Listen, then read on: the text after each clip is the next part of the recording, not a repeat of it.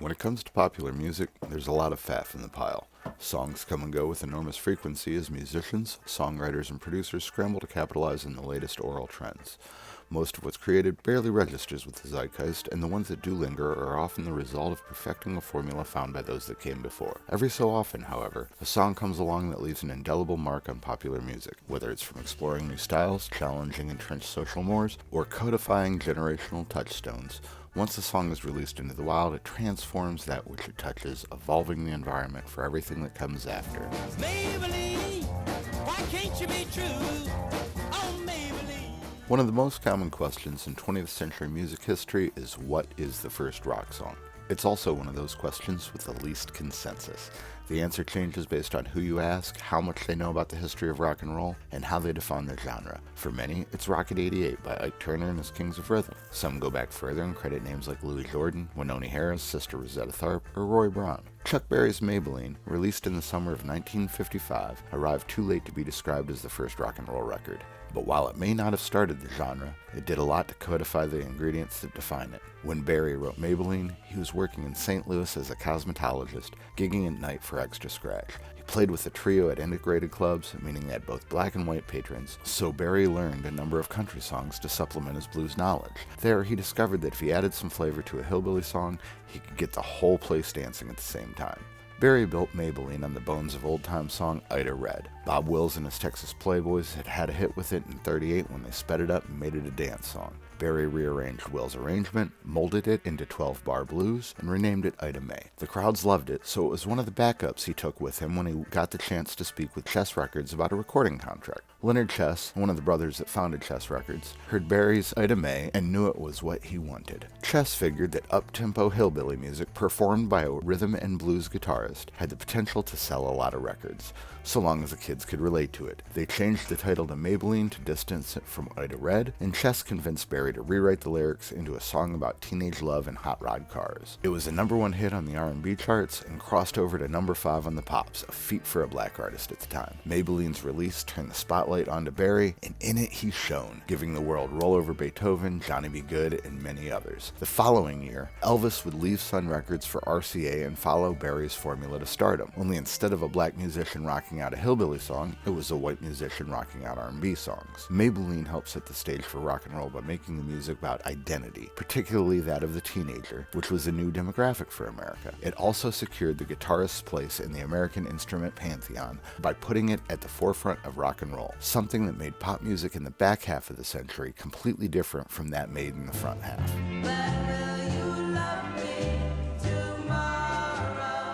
By the end of the 50s, rock and roll was widely considered dead. Its most visible performers were mired in controversy, imprisoned, or passed on. Although a few holdovers remained on the charts, radio mostly played peppy pop numbers and crooning ballads. Meanwhile, the listening public was looking for something different. But I do like music.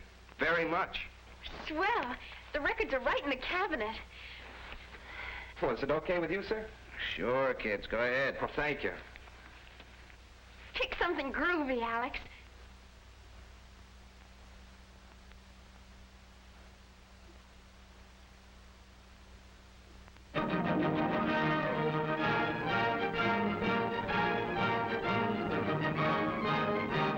Then, in 1960, a housewife named Florence Greenberg got bored with her lot in life and started a record company, Scepter Records. Her first mission? To get all-female vocal group the Shirelles on the radio. She succeeded before the year was out with the minor hit Tonight's the Night, before following it up with Will You Love Me Tomorrow shortly thereafter. Penned by Brill-building songwriters Carole King and Jerry Goffin, and produced by the legendary Luther Dixon, Will You Love Me Tomorrow rose to #1 on the Billboard pop charts before the end of January. The first #1 by a black, all-female vocal group, the song set a precedent for pop music and opened the floodgates. Prior to the Shirelles' success, vocal harmonies were mostly the realm of male doo-wop and barbershop groups, except rare instances like the Boswell and Andrews sisters. After Will You Love Me Tomorrow exploded on the scene, it seemed you couldn't turn the radio on without encountering a female harmony outfit. The dominance of girl groups ended with the onset of the British invasion, but the effect it had lasted. Motown, who had the first pop #1 with Please Mr. Postman by the Marvelettes, was able to stave off the British rockers thanks to the Supremes. And as the back half of the century wore on, girl groups ranging from pop-punk rockers The Go-Go's through R&B powerhouses Destiny's Child continued to reach new milestones for females in music to build on. They call the rising sun. When Beatlemania struck U.S. shores on the eve of 1964, they rose to the top of the charts with unparalleled success thanks to their take on rockabilly and rhythm and blues standards bolstered with originals that borrowed from the 50s rock formula. Their main competition was from folk singers, surf sounds, and vocal harmonies, making their high-energy rock and roll somewhat unique on the radio. After the Fab Four's arrival, music was revitalized. People wanted more, and bands streamed across the Atlantic to sate the hunger. Initially, the majority of them were mercy beat rockers with a sound very similar to the early Beatles records, like the Dave Clark 5 and Herman's Hermits, but it didn't take long for other Brits to catch up. The first #1 hit out of the British invasion that wasn't a Beatles song was The House of the Rising Sun by the Animals, a folk mixed with rock interpretation of a traditional American folk and blues standard already recorded a number of times by acts ranging from Woody Guthrie to Leadbelly, Bob Dylan to Andy Griffith. Rising Sun hit the top of the charts in the summer of '64, creating a second shockwave across the country. It inspired Dylan to go electric and turned the country onto a bluesier sort of rock the Rolling Stones would perfect the following year. It also turned the British invasion into a two-pronged attack that was fuller than the pop rock the Beatles were famous for. Folk rock gave the folk scene new life, lending its legs to the last of the decade. It inspired artists and opened the public up to accepting all kinds of variation. Psychedelic rock, hard rock, southern rock, roots rock, blues rock. While any or all of them may have still appeared had the Animals never struck gold, having the British fivesome arrive when they did went a long way towards the public accepting everything that came after.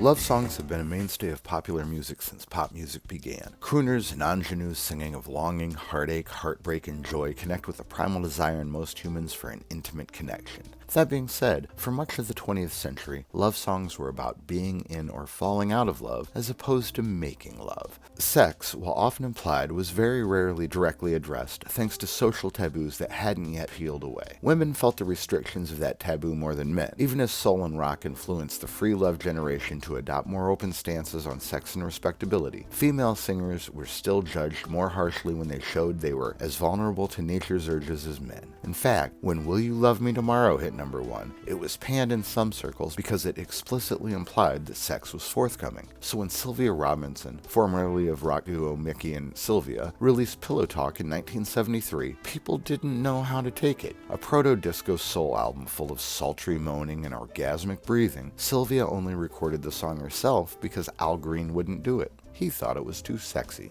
Pillow Talk was a #1 R&B and #3 pop hit that garnered Sylvia Robinson a Grammy nomination. It helped usher in the funky dance sounds that informed disco, and its unashamed sexuality paved the way for women to express themselves more openly. From Donna Summer's Love to Love You Baby, putting disco on the map in the sexiest way possible a mere 2 years later, to Cardi B and Megan Thee Stallion dominating the charts in 2020. The beginning of the 80s was a slow time for music. Disco had recently died, most of the popular rock and soul records were slow jams, and punk and hip-hop were still underground enough that they hadn't yet permeated the majority of the US. The youth of America were looking for something different, and FM radio didn't seem ready to give them what they wanted. Enter British synth-pop / new wave band The Human League. Their third album, Dare, was released at the end of '81, blowing them up on the aisles enough that DJs and distributors in the States couldn't help but take notice. Their final single from the album, Don't You Want Me, began climbing the Billboard in '82 and ascended to a 3-week stay at the top of the charts in July. Its popularity came as a surprise to everyone, including the band who only put it out because their label, Virgin Records, demanded it. When the track blew up in the UK, Virgin commissioned a music video to supplement it, hoping it might get picked up in the US by a young upstart cable company called Music Television. It did. MTV was hungry for content and looked to UK artists for supplementary material, since their Top of the Pops program had been promoting video for years. When MTV dropped Don't You Want Me into the rotation, there wasn't a lot of expectation for it, since New Wave hadn't really caught on in the US. But New Wave and post-punk and synth-pop and the like hadn't caught on because the powers that be didn't think it would sell. Once it hit MTV, the average audience member couldn't get enough of the new sound, and requests began pouring into radio stations until programming managers couldn't not play it. Don't You Want Me broke a levee, and MTV began importing videos by dozens of artists, introducing US music lovers to new sounds and styles that would come to dominate the 80s, leading to what was called the Second British Invasion. Before long, British acts like Duran Duran, Bananarama, Billy Idol, Spandau Ballet, Culture Club, and A Flock of Seagulls were not only all over the television, but all over the radio and the charts as well. Now I'm the guy named Curtis Blow, and Christmas is one thing I know. So As far as popular culture is concerned, old school hip hop started in the mid 80s when Def Jam produced groundbreaking albums by Run DMC, LL Cool J, and the Beastie Boys. It was at that point that hip hop entered mainstream America's living rooms thanks to MTV and FM radio finally picking up on it. However, hip hop heads know that the Def Jam 3 were the introduction of a second wave of hip hop, starting a new school era that commercialized and commodified a genre rarely heard outside New York City. Old school hip hop was what was around before, rarely heard outside of the boroughs except for the rare hits like Sugar Hill Gang's Rapper's Delight, Grandmaster Flash and the Furious Five's The Message, or Curtis Blow's The Breaks. Oftentimes, it's that third one that gets the most credit for ushering in the rap of the 80s. The Breaks is famous for being the first rap song to garner a gold record, and Blow's style was seen as a progression of the genre, but it wasn't Blow's first hit. In the fall of '79, Curtis Blow became the first MC to release a record on a major label when he dropped Christmas Rappin', a novelty record produced by Billboard writer Robert Ford, who wanted to be something more. Ford conceived of the song earlier in the year, shortly after he learned his girlfriend was pregnant. He recruited a friend to help write it, and by late summer he was shopping it around, looking for an MC that could make it great. At first, he thought that someone famous in the community could do it justice, a DJ Hollywood or Eddie Chiba type. Then he stumbled upon one Joey Simmons, later known as Reverend Run, who connected him with his big brother Russell Simmons. Russell Simmons convinced Ford to work with a young MC Simmons happened to be managing called Curtis Blow. Blow took the song, wrote more verses, recorded it, and history happened.